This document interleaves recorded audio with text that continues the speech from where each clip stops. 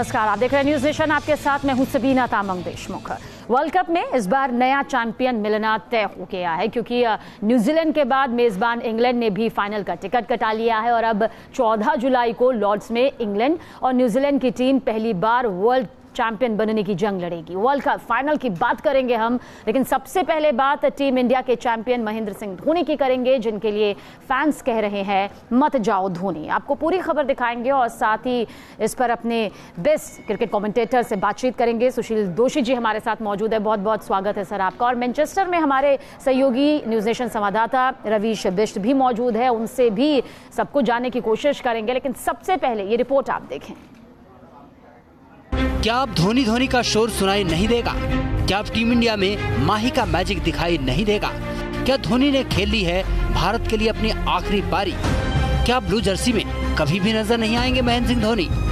क्या world cup के साथ ही धोनी ने क्रिकेट को अलविदा कह दिया है? जिस धोनी ने हिंदुस्तान को सबसे ज्यादा खुशी दी, जिस धोनी ने देश को 2 वर्ल्ड कप दिलाए, जिस धोनी ने क्रिकेट के भगवान सचिन तेंदुलकर का सबसे बड़ा सपना पूरा किया, क्या उस चैंपियन के क्रिकेट करियर का दुखद अंत हो गया है?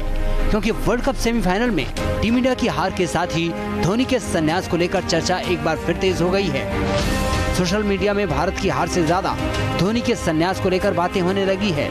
सोशल मीडिया में do not retire Dhoni hashtag trend कर रहा है और पूरे हिंदुस्तान से एक ही आवाज आ रही है, मत जा धोनी।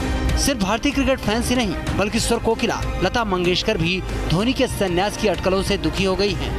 लता जी भी धोनी को लेकर इमोशनल हो गई है। वो भी धोनी से कह रही हैं कि अभी मत जाओ धोनी। लता मंगेशकर ने ट्वीट कर धोनी को कहा है, नमस्कार MS धोनी जी, आजकल मैं सुन रही हूँ कि आप संन्यास लेना चाहते हैं। कृपया आप ऐसा मत सोचिए। देश को आपके खेल की जरूरत है और आपसे ये मेरा निवेदन है कि आप संन्यास का ख्याल भी अपने मन में मत लाइए।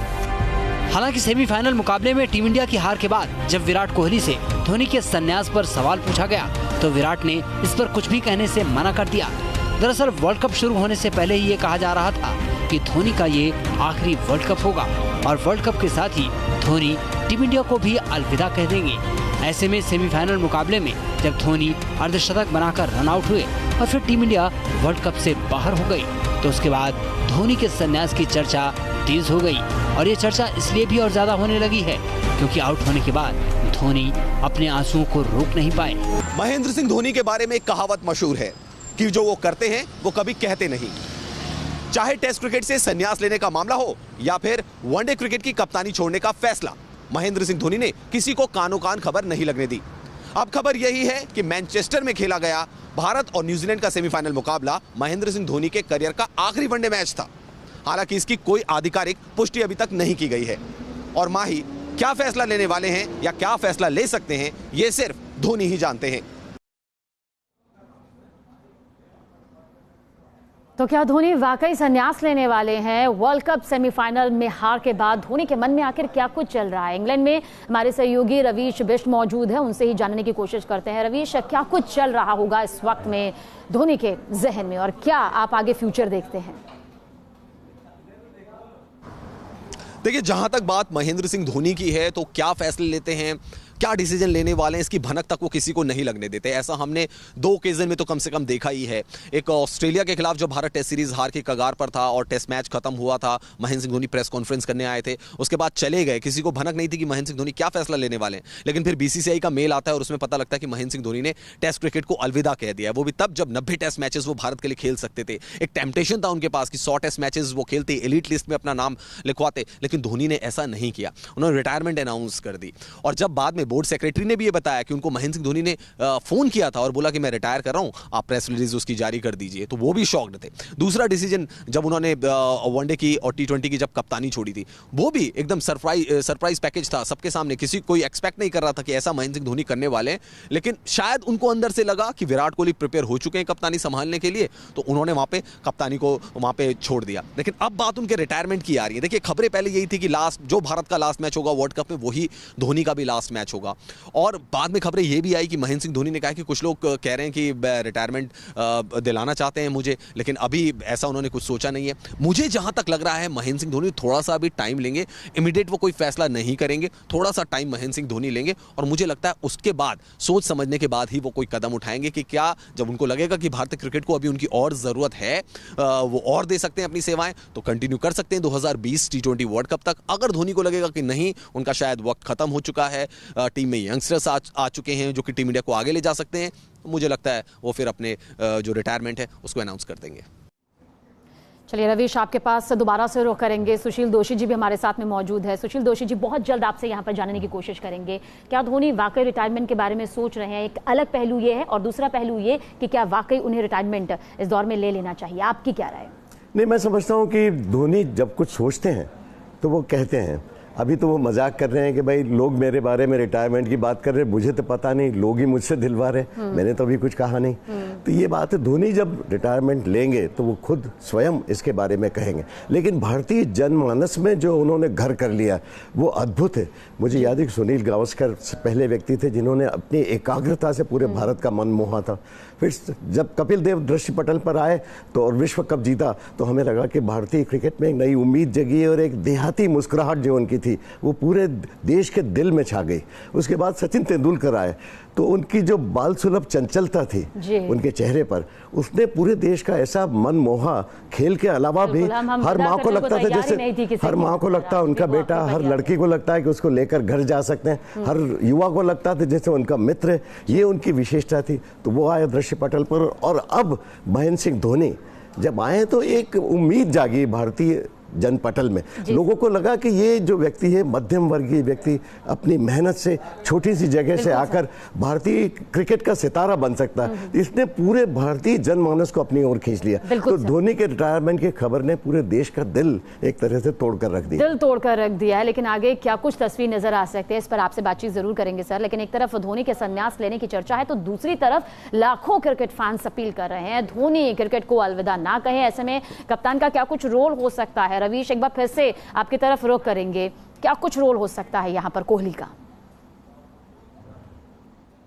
देखिए, ये डिपेंड करेगा कि टीम मैनेजमेंट को उनकी जरूरत है। महेंद्र सिंह धोनी से किसी को बात करनी पड़ेगी। अगर विराट कोहली चाहते हैं कि महेंद्र सिंह धोनी उनके साथ आगे जाएं तो उनको उनसे बात करनी पड़ेगी।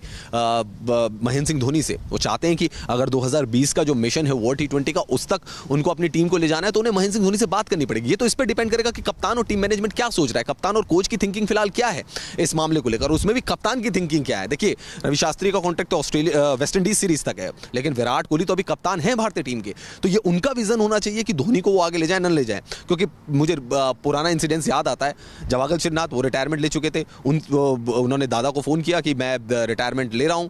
दादा ने उनसे कहा कि नहीं, आप रुकिए, मुझे 2003 वर्ल्ड कप तक आपकी जरूरत है, भारत के पास ऐसा बॉलर है नहीं। जवागल श्रीनाथ को काफी क्योंकि चोट भी हुई थी, उनका कंधा भी बर्न आउट हो गया था। उन्होंने उनसे बात की और उनको मनाया कि नहीं, आप 2003 का वर्ल्ड कप खेलिए। और आप देखिए, श्रीनाथ उसके बाद उन्होंने 2003 का वर्ल्ड कप खेला, फाइनल में भी गेंदबाजी करते हुए नजर आए भारतीय टीम के लिए। तो ये कैप्टन का माइंडसेट क्या है? अगर कैप्टन 2020 तक महेंद्र सिंह धोनी को सोच रहे हैं अपनी टीम के साथ, तो मुझे लगता है कि उनको जाकर उनके साथ बात करनी चाहिए, बीसीसीआई को भी उनके साथ बात करनी चाहिए। तो कैप्टन का रोल अहम है। अगर वो चाहते हैं कि हाँ, धोनी की उनको नीड है, धोनी की जरूरत है, तो मुझे लगता है विराट कोहली को, टीम मैनेजमेंट को उनसे बात करनी चाहिए। चलिए रवीश, बार बार आपकी तरफ रुख करेंगे, सबको समझने की यहाँ कोशिश भी करेंगे। लेकिन चाहे क्रिकेट का मैदान हो या फिर मैदान से बाहर, धोनी हमेशा ही चौंकाने वाले फैसले लेते रहे। रिपोर्ट आप देखें। सबसे सफल कप्तान का वर्ल्ड कप सफर खत्म। चैंपियन कप्तान की हार के साथ वर्ल्ड कप से विदाई। अब वर्ल्ड कप में कभी नहीं होगा धोनी का धमाका। महेंद्र सिंह धोनी भारतीय क्रिकेट में वो नाम बन चुके हैं जिन्हें फैंस सचिन तेंदुलकर के बाद भगवान की तरफ पूछते हैं। क्रिकेट मैदान पर धोनी की एक झलक पाने के लिए फैंस बेकाबू हो जाते हैं, लेकिन भारतीय क्रिकेट के इस चैंपियन खिलाड़ी के लिए वर्ल्ड कप का आखिरी मैच यादगार नहीं बन सका और सेमीफाइनल में टीम इंडिया की हार के साथ ही भारत के सबसे सफल कप्तान का वर्ल्ड कप सफर हमेशा के लिए खत्म हो गया। और ऐसे में सवाल ये है, क्या सेमीफाइनल मैच में धोनी को नंबर 4 पर नहीं भेजना चाहिए था? क्या 5 रन पर 3 विकेट गिरने के बाद धोनी के अनुभव का फायदा नहीं उठाना चाहिए था? क्योंकि धोनी जब 7वें नंबर पर बल्लेबाजी के लिए आए तो टीम इंडिया का संकट और भी बढ़ गया था और धोनी जडेजा की शतकीय साझेदारी भी टीम इंडिया की जीत के लिए नाकाफी साबित हो गई, जिस वजह से एक चैंपियन खिलाड़ी को वर्ल्ड कप से निराश होकर जाना पड़ा। भारत मैनचेस्टर में सेमीफाइनल मुकाबला हार गया और वर्ल्ड कप से बाहर हो गया। लेकिन सभी क्रिकेट फैंस के जहन में एक ही सवाल जिंदा है, और वो ये कि इतने इंपॉर्टेंट मैच में महेंद्र सिंह धोनी को नंबर 4 पर बल्लेबाजी करने के लिए क्यों नहीं भेजा गया। महेंद्र सिंह धोनी, जिन्हें वर्ल्ड क्रिकेट का सबसे बेस्ट फिनिशर माना जाता है, उन्हें आखिर इतनी देर तक क्यों बचा के रखा गया। ये एक ऐसा सवाल है जो लगातार उठ रहा है और शायद टीम मैनेजमेंट को भी इसका जवाब देना होगा। ये सच है कि साल 2011 में अपने छक्के से टीम इंडिया को वर्ल्ड चैंपियन बनाने वाले धोनी अब कभी भी वर्ल्ड कप में धमाका नहीं कर पाएंगे, और धोनी का वर्ल्ड कप से इस तरह से जाना किसी को भी रास नहीं आ रहा है, क्योंकि पिछले साल के दौरान धोनी ने भारतीय क्रिकेट फैंस को हर खुशी दी। धोनी ने अपने बल्ले से जोरदार धमाका किया तो बेहद मुश्किल वक्त में टीम इंडिया की कप्तानी संभालते हुए भारत को वर्ल्ड T20 और वनडे वर्ल्ड कप का चैंपियन भी बनाया। लेकिन वर्ल्ड कप के आखिरी मैच में धोनी को वो खुशी नहीं मिल पाई जो वो डिजर्व करते थे। विराट के वीर धोनी को वर्ल्ड कप से जीत की विदाई नहीं दे पाए।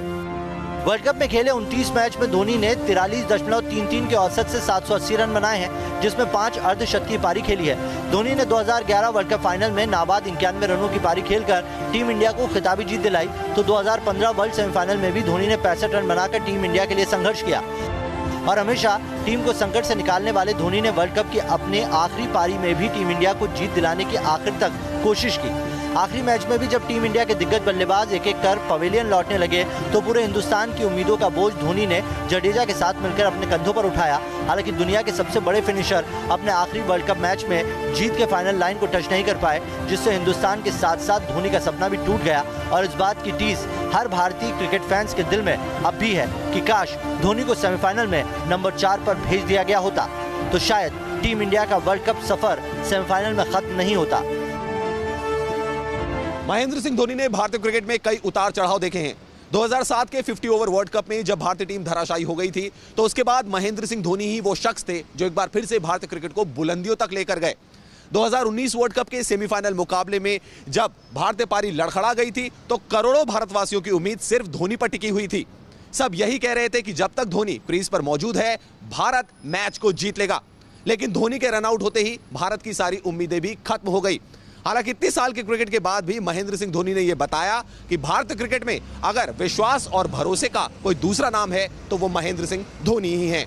वीडियो जर्नलिस्ट मुकेश झा के साथ रविश बेस्ट, न्यूज नेशन, मैनचेस्टर।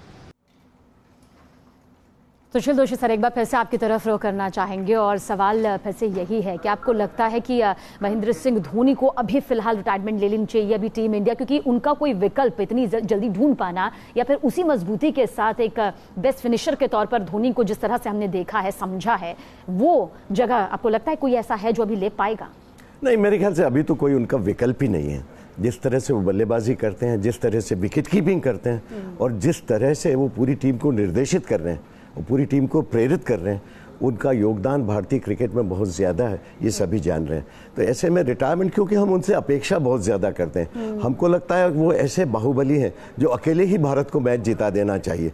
हम इस शो में लगातार, आप भी पूछ रही थी, हम बात भी कर रहे थे कि जब तक भारतीय क्रिकेट में शुरुआत में रोहित शर्मा और विराट कोहली अच्छा खेल रहे हैं और जब तक वो सफल हो रहे हैं, तब तक भारतीय कमजोरियां छुप रही हैं। लेकिन जिस दिन ये दो खिलाड़ी जल्दी आउट होंगे, उस दिन भारतीय बल्लेबाजी का क्या होगा? और यही हुआ, ना बुला पाना ये एक बड़ी कमी रही। इस फैसले को किस हिसाब से आप देखते हैं? नहीं, मैं समझता हूं कि जो 4 नंबर पर खिलाड़ी को, ऋषभ पंत अभी आए थे इंग्लैंड, उनको 4 नंबर पर भेजना, इससे पता चलता है कि एक हड़कंप समझ गया भारतीय बल्लेबाजी खेमे में। ये कोई योजना विहीनता दिखाई दी कि इस तरह से अचानक ऋषभ पंत जो अभी वहाँ इंग्लैंड में आए हैं और कुछ सफलता की कोई गारंटी ओरिजिनल टीम में भी नहीं थे, आप अचानक 4 नंबर पर भेज दो एक युवा खिलाड़ी को जिसको तजुर्बा नहीं इस जगह खेलने का। तो ये एक बहुत बड़ी भूल मैं समझता हूँ। और धोनी जो इतने अनुभवी हैं, पता नहीं टीम मैनेजमेंट ने क्या सोचकर इतना पीछे भेजा, क्योंकि धोनी जब पहले आते हैं और लंबी, देखिए 25 से 30 गेंदें लगती हैं उनको सेटल होने में, और ये सभी जानते हैं। शुरुआत जब लंबी पारी खेलते हैं और बड़े स्कोर, बाद में वो रन रेट ठीक कर लेते हैं, क्योंकि बाद में चौके छक्के मार एक बार जम जाते हैं। तो यहाँ पर इतना पीछे भेज रहे हैं कि उनको 25-30 गेंदें शुरू में जमने का मौका नहीं मिल रहा और सारी तोहमतें उन पर जड़ी जा रही, जो कि सरासर नाइंसाफी है। चलिए सर, दोबारा से आपके पास आएंगे, कुछ और भी पहलुओं को समझेंगे, लेकिन एक बार फिर से मैनचेस्टर हमारे सहयोगी रविश की तरफ रुख कर रहे हैं। रविश, समझने की कोशिश करेंगे कि अगर धोनी अलविदा कहते हैं तो फिर भारत के पास क्या उनका वो विकल्प मौजूद है, जो बात अभी हम सुशील सर से भी जानने की कोशिश कर रहे थे। देखिए, जहां तक महेंद्र सिंह धोनी की बात है तो हमें यह भी सोचना पड़ेगा कि क्या हमने इतने सालों में महेंद्र सिंह धोनी का रिप्लेसमेंट ढूंढा? हमने क्या रिप्लेसमेंट ढूंढे महेंद्र सिंह धोनी के? टेस्ट मैचेस में हमें रिद्धिमान साहा मिले थे, लेकिन वो इंजर्ड हो गए। उसके बाद आ गए ऋषभ पंत बल्लेबाजी तो जबरदस्त कर लेते हैं, लेकिन विकेट कीपिंग उनकी इतनी अच्छी नहीं है। वो एक बहुत टैलेंटेड प्लेयर हैं, आगे उनकी विकेट कीपिंग में सुधार की जरूरत है। लेकिन अगर वनडे और T20s की बात करें, जहां पे कि आपको इंस्टेंट एक्शन लेने पड़ते हैं, वहां पे महेंद्र सिंह धोनी की विकेट कीपिंग के पास आसपास भी कोई भारत में विकेट कीपर बल्लेबाज अभी तक नजर नहीं आया है। और ये भारत के लिए बड़ा नुकसान हो सकता है। अगर महेंद्र सिंह धोनी रिटायर करेंगे तो भारत इतने सालों में ढूंढ नहीं पाया कि कोई आसपास भी उसके नजर आए। देखिए, सचिन तेंदुलकर रिटायर हुए, आपके पास कौन प्लेयर तैयार था? आपके पास विराट कोहली बिल्कुल तैयार नजर आए। उस समय हालांकि वो भी नर्चर कर रहे थे अपने आप को, लेकिन बहुत ही जल्दी उन्होंने वहां पे वो जगह जो थी वो फिल कर ली। तो ये इस तरीके का आपको इंडिकेशन नजर आना चाहिए किसी खिलाड़ी पे कि हाँ, ये वो खिलाड़ी जिसको हम ग्रूम करेंगे जो आगे जाएगा।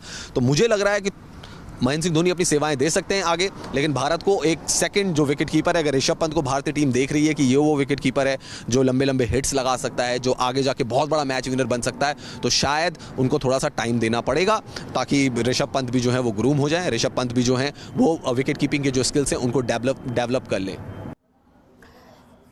चलिए, रवीश यहाँ पर हमें बता रहे हैं कि किस तरह से हम महेंद्र सिंह धोनी के रिप्लेसमेंट को अभी इस तरह से टीम इंडिया में नहीं देख सकते हैं। सुशील सर, ये सवाल इसलिए बार बार बरकरार हो रहा है क्योंकि बार बार कहा जा रहा है क्या धोनी संन्यास ले सकते हैं, टीम इंडिया क्या उसके लिए तैयार है या फिर नहीं है? आपको लगता है कि ऋषभ पंत एक मजबूत दावेदार के तौर पर सामने आ सकते हैं? हालांकि वक्त अभी लगेगा इसमें। नहीं, विकेट कीपिंग में तो जैसा रवीश भी कह रहे हैं अभी बहुत पीछे हैं, वो उस स्तर तक पहुंचना उनके लिए अभी बहुत वक्त लगेगा। महेंद्र सिंह धोनी दुनिया के सर्वश्रेष्ठ विकेट कीपर हैं। मुझे तो लगता है कि क्रिकेट इतिहास के सबसे अच्छे विकेट कीपर्स में से एक, बल्कि उसमें भी मैं सबसे अग्रणी उन्हें गिनना चाहूँगा। और मैंने कई विकेट कीपर्स देखे दुनिया भर के, एलन नॉट से लगाकर फारूक इंजीनियर, और विदेशों में भी अलेक्जेंडर वेस्ट इंडीज़ के, तो कई विकेट, लेकिन ये तो बहुत ही अद्भुत विकेट कीपर भी हैं। और फिर जिस तरह से टीम को उनकी ज़रूरत है, और अभी ऋषभ पंत उस तरह से उभर कर सामने भी नहीं आए। देखिए, 2-4 पारियों से आप नहीं कह सकते कि एक बार आपने ऑस्ट्रेलिया में अच्छा खेल लिया तो आप बहुत प्रतिभाशाली। आप लगातार क्रिकेट में किस तरह बने रहते हैं, क्या आप में वो निरंतरता है, क्या अपनी एकाग्रता और क्या अपनी जो स्तर है वो लगातार निरंतरता के साथ बनाए रख सकते हैं। संन्यास शब्द एक ऐसा है जो किसी को भी डिमोटिवेट कर सकता है। अगर क्या पता महेंद्र सिंह धोनी खुद से ना लेना चाहते हो, लेकिन चारों तरफ से अगर संन्यास शब्द गूंजेगा तो जाहिर सी बात है, एक आम इंसान के हिसाब से भी, एक खास इंसान भी हो तो परफॉर्मेंस में असर पड़ता है। इस शब्द को या तो हटाना होगा ताकि और बेहतरीन परफॉर्मेंस महेंद्र सिंह धोनी का दिखाई दे सके। एक अनुभव से लेस खिलाड़ी है, एक बेहतरीन खिलाड़ी है, इसमें कोई दो राय नहीं। ये आपने बहुत अच्छा प्रश्न उठाया। देखिए, पूरे भारत में अजीब तरह की बात होती है कि हमारे जो व्यक्ति, हमने ऑफिसेज में भी देखा कि जो व्यक्ति सबसे ज्यादा काम करता है ना, आखिरकार तोहमत भी उसी पर आती है। यहाँ पर 43 के ऊपर का औसत दे रहा आदमी और आपको विजय के मुहाने तक ले गया अकेले बलबूते पर, उस आदमी की आलोचना कर रहे हैं लोग। बड़ी दुखदाई प्रवृत्ति। मैं सोचता हूँ महेंद्र सिंह धोनी जैसे व्यक्ति को, जिन्होंने भारतीय क्रिकेट को एक नई दिशा दी और भारतीय क्रिकेट में एक क्रांति ला दी, ऐसे व्यक्ति को खुद को निर्णय लेने देना चाहिए और खराब प्रदर्शन नहीं करना। पता नहीं इतना दबाव क्यों डालना चाहिए कि यहाँ पर आप आलोचना कर सकते हैं, लेकिन इस तरह के शब्दों का इस्तेमाल करके आप अपने ही बेहतरीन खिलाड़ी को अगर कमजोर पड़ने पर मजबूर कर देंगे तो दोष कहीं ना कहीं हमारा ही होगा। चलिए, इस बीच मौका है इनाम जीतने का। वर्ल्ड कप के सेमीफाइनल में भारत को कितनी बार हार मिली है? सवाल ए 4, B 3, C 1 या D 2। अपना जवाब भेजने के लिए हमें SMS करें, तरीका बेहद आसान है। NN लिखे, स्पेस दे, अपना जवाब लिखकर भेज दे हमें 9130891308 पर। सही जवाब मिलने पर आप जीत सकते हैं आकर्षक इनाम। और पिछले बार के विजेता हैं मुंबई के थाने से रवि आड़े। इंग्लैंड की टीम ने क्रिकेट वर्ल्ड कप के फाइनल में जगह बना ली है। सेमीफाइनल में इंग्लैंड ने ऑस्ट्रेलिया को 8 विकेट से मात दी थी और इसके साथ ही 27 साल बाद सेमीफाइनल में एंट्री कर ली। अब 14 जुलाई को लॉर्ड्स में क्रिकेट वर्ल्ड कप का फाइनल मुकाबला खेला जाएगा, जहां इंग्लैंड का मुकाबला होगा न्यूजीलैंड से। यानी इस बार वर्ल्ड कप को मिलेगा नया चैंपियन।